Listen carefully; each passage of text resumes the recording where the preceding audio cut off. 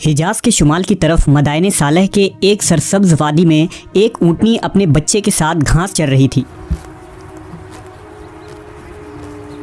मौका पाकर कुछ लोगों ने उस ऊँटनी को पकड़ लिया और उसे मार डाला। ऊँटनी का बच्चा वहाँ से भाग निकला। चंद लोगों ने उसका पीछा किया, लेकिन वो उनके हाथ ना आया। ये बेज़बान जानवर दौड़ता हुआ पहाड़ पर चढ़ गया और एक पत्थर में दाखिल होकर गायब हो गया। ये ऊँटनी और इसका बच्चा कहाँ से आए थे? वो लोग कौन थे जिन्होंने इस ऊँटनी को मारा था? और वो ऊँटनी का बच्चा कहाँ गायब हो गया? कुरान मजीद में मौजूद इस इबरतनाक किस्से को इस वीडियो में हम मुकम्मल जानने की कोशिश करेंगे। ये उस वक्त की बात है जब तूफ़ान नूह के बाद दुनिया में बनी नूह इंसान फिर से बसना शुरू हो रहे थे। तहजीबों और शहरों की बुनियाद पड़ रही थी और लोग कबीला में रहकर ज़िंदगी गुजारते थे। उन दिनों अरब के शुमाली इलाके में कौम समूद नामी एक कबीला आबाद था जो हज़रत नूह अलैहिस्सलाम के बेटे साम की औलाद थे। कौम समूद का ये इलाका मदाइन कहलाता था, जो बहुत ही सरसब्ज और शादाब इलाका था। कौम समूद के लोग निहायत ही ताकतवर, ऊंचे कद वाले और ज़बरदस्त शान और शौकत के मालिक थे।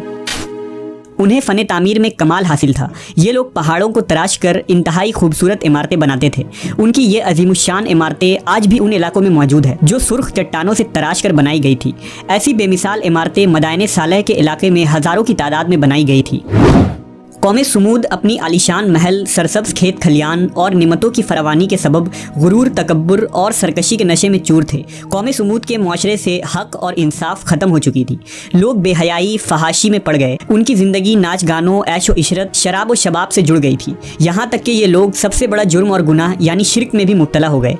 इब्लीस ने कौम समूद के पहाड़ काट कर पत्थर तराशने के इस फ़न को ही उनके लिए गलत राह का जरिया बना दिया। उन लोगों ने पहाड़ों से पत्थर तराशे और बुत बनाकर उसकी पूजा शुरू कर दी। रिवायतों के मुताबिक उन्होंने पत्थर के 70 मूर्तियां बनाई और उन्हें अपने कबीले में कायम करके उसकी इबादत शुरू कर दी और अपने आबाओ अजदाद के सच्चे दीन और अल्लाह के वाहिद ज़ात के मुनकिर हो गए। लिहाजा इस सरकश कौम की हिदायत के लिए अल्लाह रब्बुल इज़्ज़त ने उनकी तरफ हज़रत सालेह अलैहिस्सलाम को भेजा, जो खुद कौम समूद से ताल्लुक़ रखते थे और एक नेक सिफत और शरीफुन नफ्स इंसान थे। हज़रत सालेह अलैहिस्सलाम ने उन्हें एक अल्लाह को मानने, सिर्फ उसकी इबादत करने का हुक्म दिया और उनको अपने ऊपर अल्लाह तबारक व ताला की दी गई नेमतें याद दिलाकर समझाया और अज़ाब इलाही से डराया।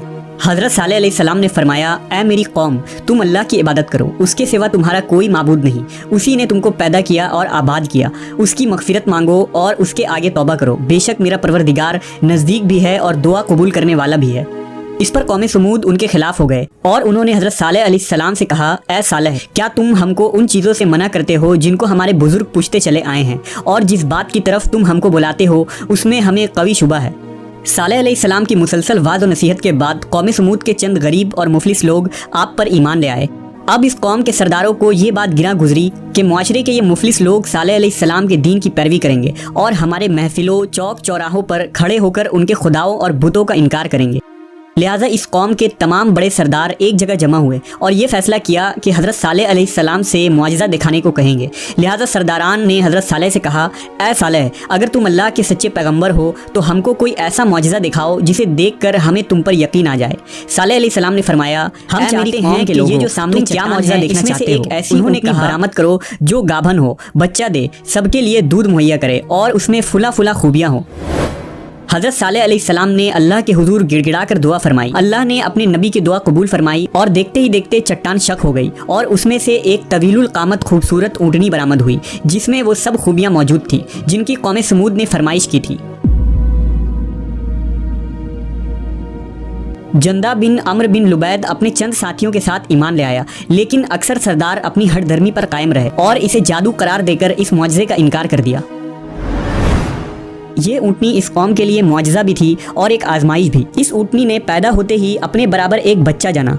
हज़रत सालेह अलैहिस्सलाम ने ऊँटनी के बारे में फरमाया कि तुम इसे तंग ना करना, इसे उसके हाल पर छोड़ दो, इसे बुराई की नीयत से हाथ भी ना लगाना, ना मारना और ना हकाना और ना ही कत्ल करना, वरना तुम्हें दर्दनाक अजाब पकड़ लेगा। ये ऊँटनी मदायने सालेह के वादियों में रहने लगी और जब पानी पीने आती तो उस दिन सारे तालाब का पानी पी जाती और लोग अपनी हाजत दूसरे दिन पूरी करते। जिस दिन ये ऊँटनी पानी पीती उस दिन उसका दूध दोहा जाता तो वो इतना होता कि तमाम कबीले को काफ़ी हो जाता था। चंद दिन तो कौम समूद ने इस तकलीफ़ को बर्दाश्त किया कि एक दिन उनको पानी नहीं मिलता था, क्योंकि इस दिन तालाब का सारा पानी ऊँटनी पी जाती थी। इसलिए उन लोगों ने तय किया कि इस ऊँटनी को कत्ल कर डालेंगे। कौमे सुमूद में एक सुदूक नामी औरत थी जो बड़ी हसीन और मालदार थी। उसकी लड़कियां बहुत खूबसूरत थी। उसने मसदा इब्ने दहर और कैदार बिन सालिफ को बुलाकर कहा कि अगर तुम ऊँटनी को ज़बह कर दो तो मेरी जिस लड़की से चाहो निकाह कर लेना। चुनांचा कद्दार बिन सालिफ, जो सुर्ख रंग का भूरी आंखों वाला पस्ता कद आदमी था और एक जिनाकार औरत का लड़का था, सारी कौम के हुक्म से उस ऊँटनी को कत्ल करने के लिए तैयार हो गया। एक दिन इस कौम के 9 अफराद ऊँटनी के इंतजार में कुएं के पास घात लगाकर बैठ गए, जबकि कौम के लोग अल्लाह के अजाब के डर से छुप कर ये मंजर देखने लगे। जब ऊँटनी कुएं के करीब आई तो मसदा नामी शख्स ने तीर चलाया जो उसके पंडली में पेवस्त हो गया और टांग से खून का फव्वारा जारी हो गया। लिहाजा कद्दार बिन सालिफ आगे बढ़ा और तलवार के एक भरपूर वार से ऊँटनी के पिछले पांव को काट डाला। ऊँटनी शदीद जख्मी होकर जमीन पर गिर पड़ी और एक जोरदार चीख मारी। इस असना में जख्मी ऊँटनी को घेरे में लेकर उस पर नेज़ों और तलवारों की लातादाद वार किए गए, जिससे वो हलाक हो गई। उधर उसका बच्चा भागता हुआ पहाड़ पर चढ़ा और चीखें मारता हुआ गायब हो गया। जब हज़रत सालेह अलैहिस्सलाम को ऊँटनी के कत्ल का खबर हुआ तो आपने बहुत अफसोस किया और फरमाया, तुम 3 दिन के बाद हलाक हो जाओगे। कौमे सुमूद की इस सरकशी पर अज़ाब खुदाबंदी का ज़हूर इस तरह हुआ, पहले एक ज़बरदस्त खौफनाक आवाज़ आई, फिर शदीद ज़लज़ला आया जिससे पूरी आबादी उथल पुथल होकर चकनाचूर हो गई। तमाम इमारतें टूट फूट कर तहस नहस हो गईं और कौमे सुमूद का एक एक आदमी घुटनों के बल औंधा गिर कर मर गया। सालेह अलैहिस्सलाम की पूरी बस्ती ज़लज़लों के झटकों से तबाह और बर्बाद होकर ईंट पत्थरों का ढेर बन गई। हज़रत सालेह अलैहिस्सलाम ने उन लोगों की तरफ से मुंह फेर लिया और उस बस्ती को छोड़कर दूसरी जगह तशरीफ़ ले गए।